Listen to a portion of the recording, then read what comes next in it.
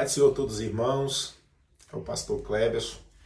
Hoje nós daremos início ao nosso curso do SIM e também com o nosso primeiro livro, que é Curso de Integração Ministerial de Ética e Liderança do Ministério. Nesse livro nós vamos estudar sobre a ética cristã e também sobre a ética ministerial do obreiro. Quando você pega o seu livro, na página de número 15, começa a parte introdutória e também as definições que nós iremos estudar sobre ética. Então nós vamos ver a palavra ética e a sua definição nesse livro e também tudo sobre o ministério do obreiro, como o obreiro deve se comportar dentro do ministério. Então a palavra ética, ela vem de um conjunto de normas e condutas, aceita por toda a sociedade. Vivemos em uma sociedade e essa sociedade também, ela tem a sua ética. E os irmãos sabem muito bem que nesse âmbito dessa sociedade tem as suas normas, as suas regras, as suas leis, que devem ser obedecidas também por um cidadão cristão. E depois nós vamos aprender sobre a ética cristã. Sabemos que a ética é um conjunto de normas dada pela sociedade, e a ética cristã ela já tem uma grande diferença, porque a ética cristã é um conjunto de normas ou diretrizes da vida de um cidadão que está encaixado dentro dos parâmetros da palavra de Deus. Logo a seguir, a oxologia, que é o estudo de valores em termos de duas palavras gregas. Vamos ter a junção aí de duas palavras, auxios e logia. Os irmãos sabem muito bem que auxia é a palavra valioso, precioso, digno, e a palavra logia já tem a sua derivação de estudo. Então, juntando essas duas palavras, que é a oxiologia, valores valiosos, dignos do estudo. Então, é isso que nós vamos estar estudando aí dentro do nosso livro. E também sobre o valor, que é aquilo que é digno de ser buscado, de ser desejado e também de cobiçado. Então nós sabemos muito bem que a palavra valor tem a sua derivação também. E logo depois nós vamos estar estudando aí, os tipos de ética. Se os irmãos prestarem atenção, nós vamos ter aí basicamente 11 tipos de éticas. Sabemos que temos mais, mas o livro ele traz uma parte bem conclusiva, que é sobre a ética social, que o obreiro tem que exercer, orientando o seu comportamento, tanto na sociedade, como também familiar. Também tem a ética política. Os irmãos sabem muito bem que já em âmbito, já está dizendo sobre a ética política, que quer dizer o quê? Os princípios da direção administrativa do bem público.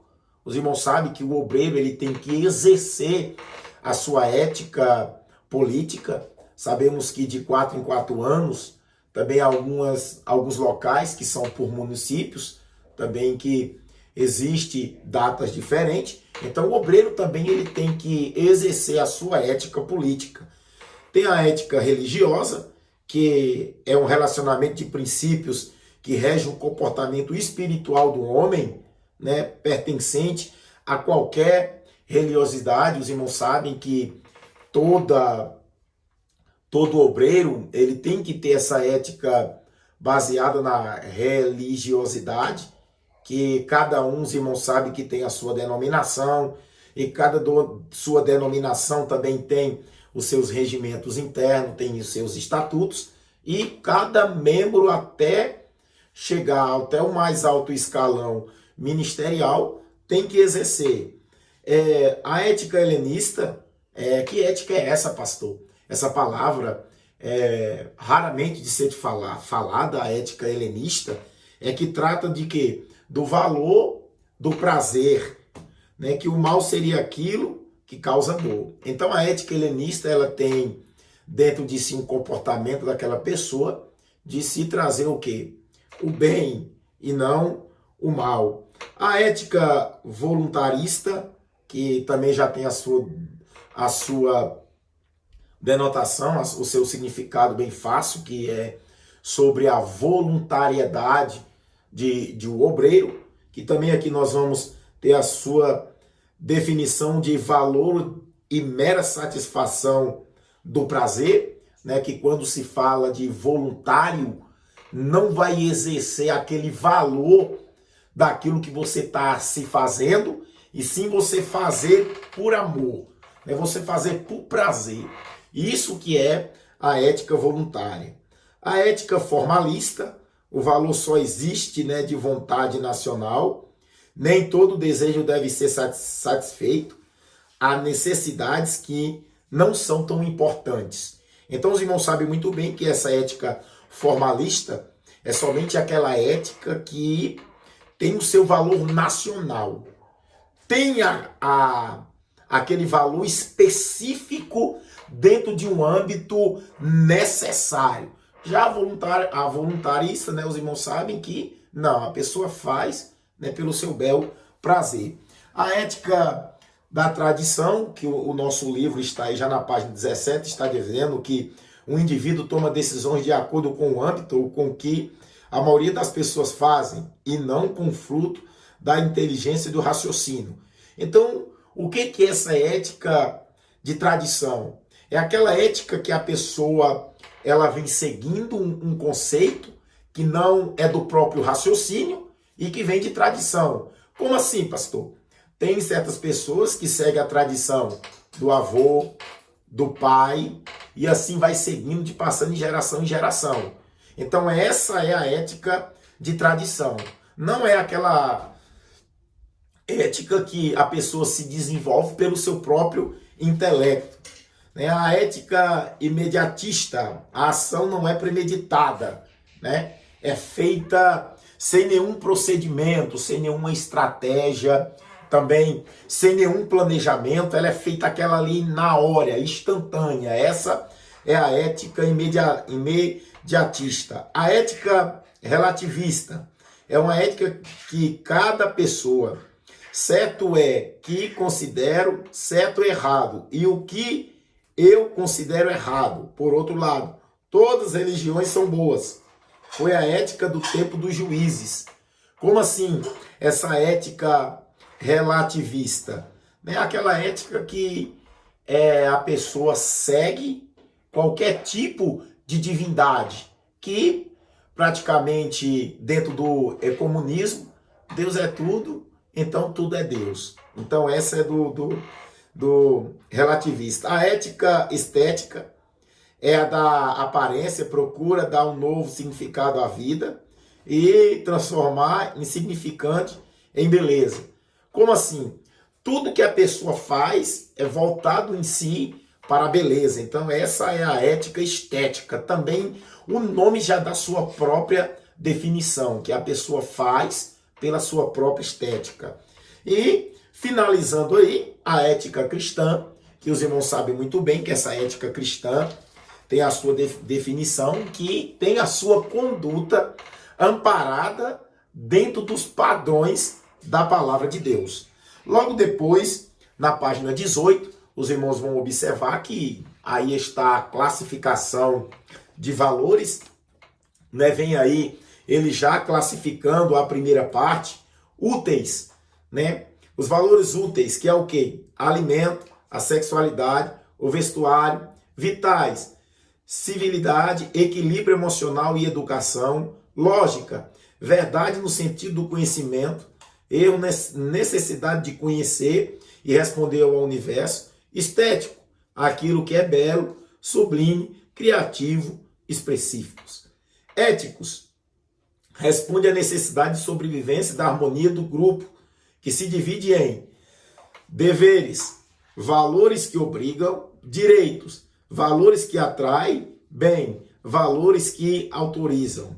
Religiosos são os que respondem às necessidades do místico, do aterrador, do desconhecido, a morte, na dureza da vida, do fundo consistente, que se divide em profano, o oposto do sagrado, divino, o oposto do satânico, terreno, o oposto do celestial. Então os irmãos veem que está bem mastigado essa parte sobre a classificação de valores de um obreiro, né, dos valores de um obreiro. A segunda classificação vem valores da existência, que é o quê?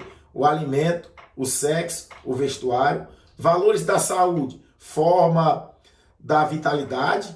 Valores de caráter, que subdivide em virtudes pessoais, honestidade, coragem, caridade, que nunca deve faltar dentro da ética de um valor cristão.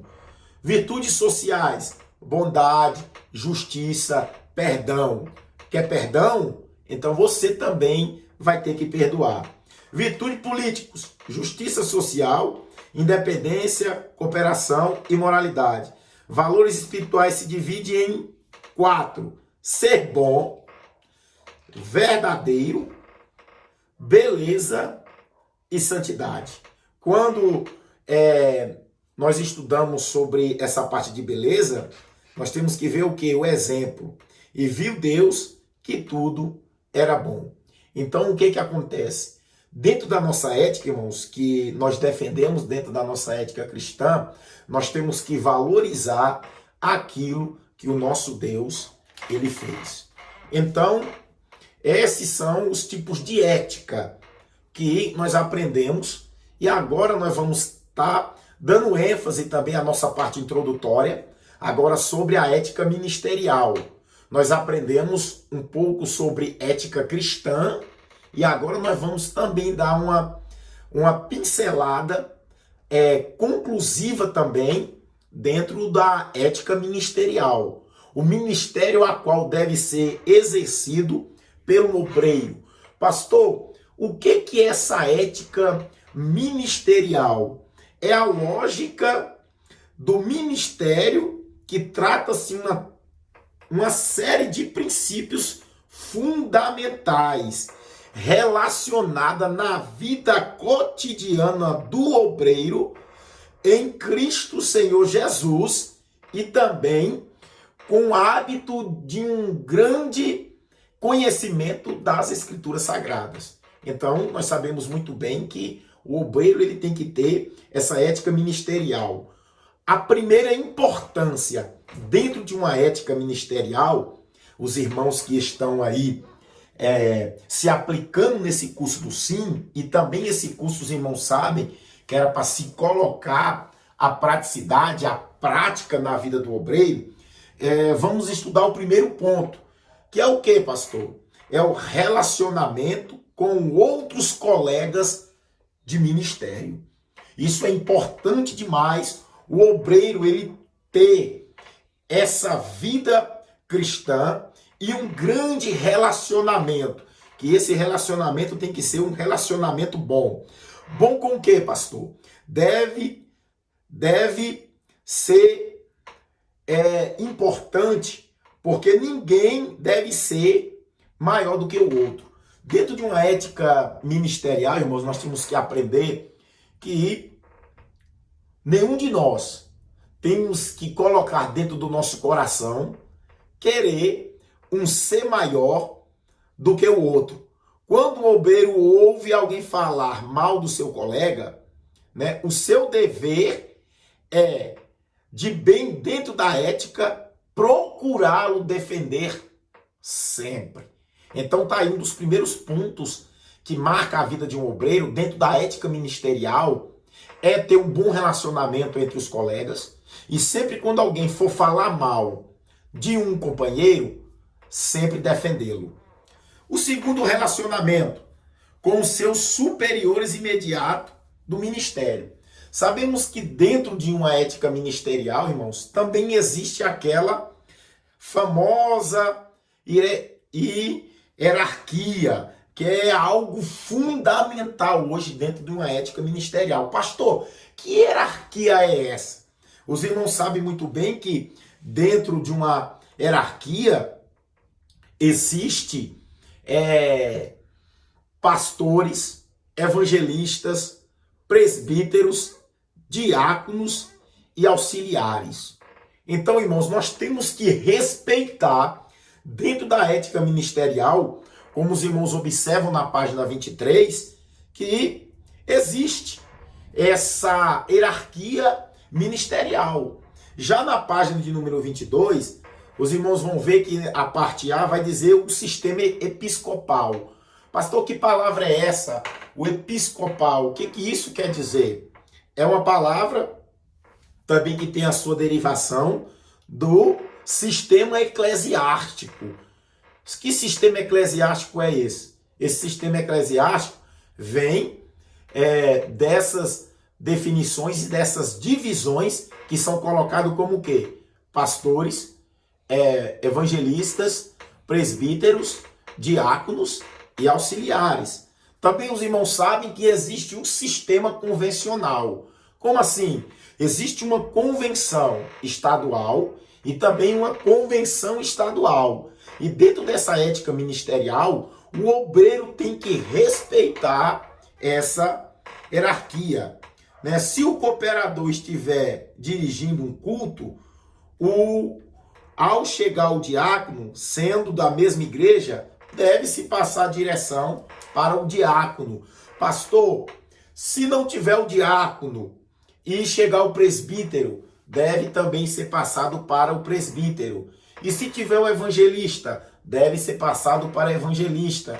E se o pastor, deve ser passado para o pastor. Então o que acontece? O que o sistema dentro dessa ética ministerial quer dizer? Não tendo ninguém na igreja e chegou a hora do culto, a pessoa que tiver, ela deve prosseguir o trabalho.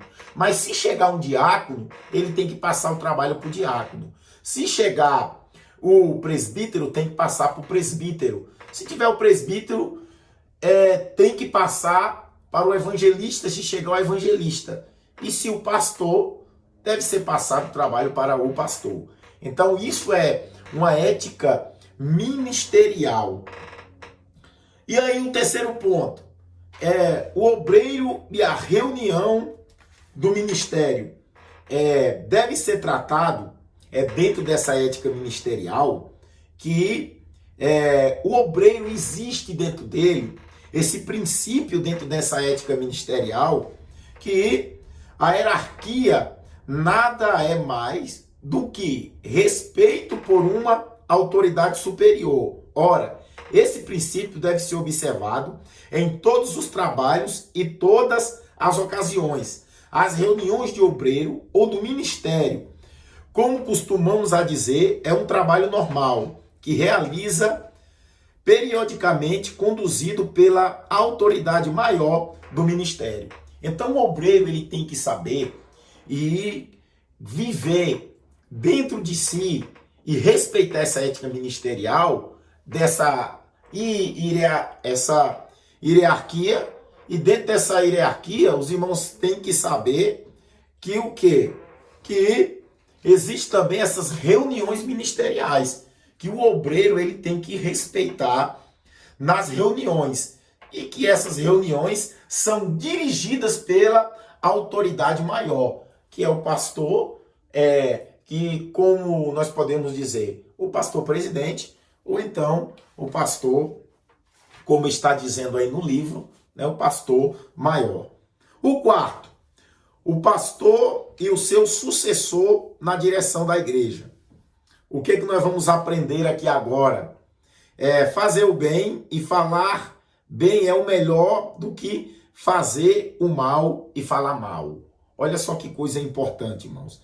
Entretanto, no que diz respeito ao obreiro atual ou seu antecessor, é melhor não falar nada. Os irmãos sabem que também dentro de uma ética ministerial sempre existe as trocas de pastores. E dentro dessa ética ministerial, nunca falar mal do seu pastor que está lhe substituindo, ou até mesmo do pastor, né, que você está assumindo no lugar dele. Existem princípios aí, né? Não voltar, ficar visitando os membros da igreja a qual você deixou. Você não pode estar telefonando diariamente, não pode estar recebendo em casa, não deixar dívida, não deixar dívida no local a qual você pastoreou a igreja, não consagrar ninguém ao diaconato ou presbítero ou ao ministério porque são amigos, não lhe dá, não lhe dá lista de crentes que não lhe eram simpáticos ou que deram muito trabalho. Isso é totalmente antiético. E a quinta, a ética do tratamento e de problemas da igreja. A igreja, além de tudo, é um corpo vivo do Senhor Jesus e também uma organização social.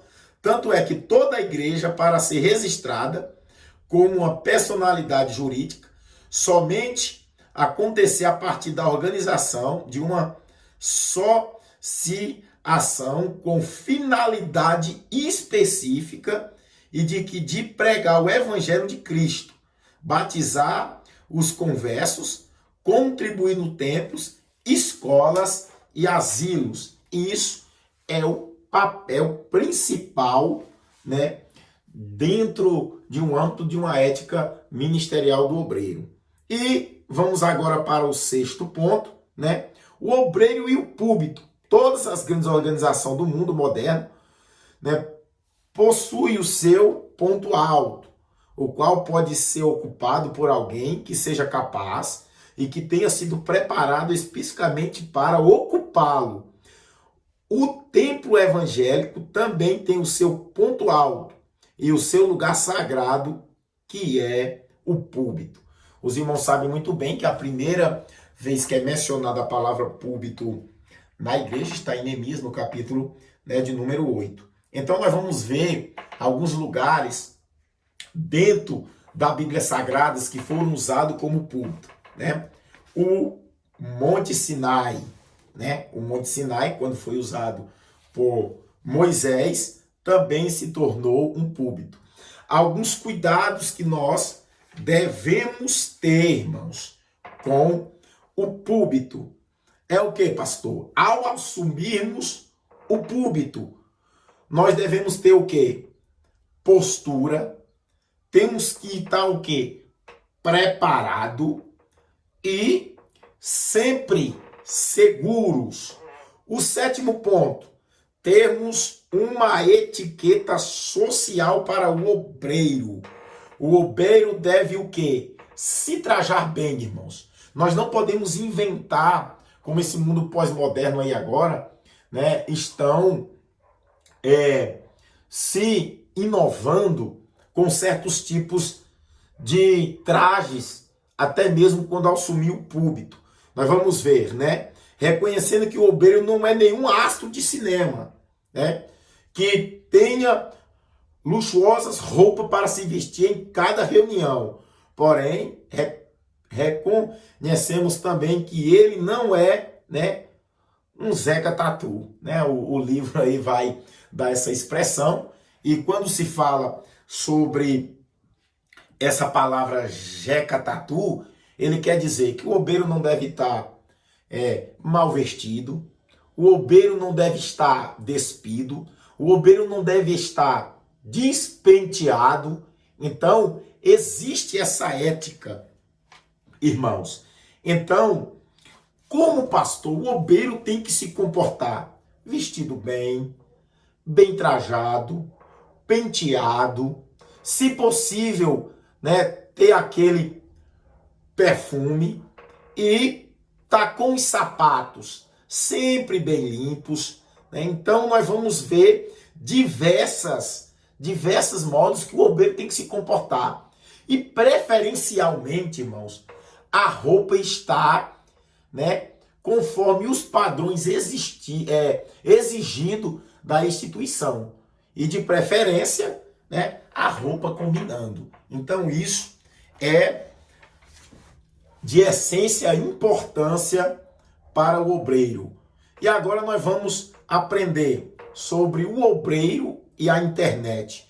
O obreiro ele tem que ter, né, um cuidado com a internet. Por quê, irmãos? A internet ela pode ser usada tanto para o bem e tanto para o mal. Pastor, o que o senhor quer dizer com isso? Né? Porque tem pessoas, irmãos, que hoje eles usam a internet para o mal. E essa internet também pode levar o obreiro também para um lado mal. Mas também nós sabemos que a internet ela tem o seu lado bom, que deve ser usado como pesquisa, para estudo, para pregação, para definições de palavras que da maioria das vezes nós usamos nas escolas bíblicas dominicais. Então é importante. A internet ela tem os seus pontos positivos e ela também tem os seus pontos negativos. Então, no nosso livro, na página aí de número 36 e 37 e 38, nós vamos estudar e ver que pontos são esses, que pontos são positivos e que pontos são negativos. Está bem claro, né? Não existe nenhuma dificuldade, então os irmãos podem ler e observar sobre as redes sociais, que é de suma importância na vida do obreiro, hoje também, para ser aplicado dentro da igreja. Então, amém, está aí a nossa primeira aula, bem rápida, bem conclusiva e também bem mastigada. Estudem com cuidado, porque também ela pode ser matéria cobrada futuramente para os crivos, né, que vão ser exigidos dos obreiros. Então, Deus abençoe em Cristo Jesus e que Deus possa abençoar a sua vida nessa nossa primeira aula. Logo após teremos a nossa segunda e que Deus vai abençoar os irmãos em nome de Jesus.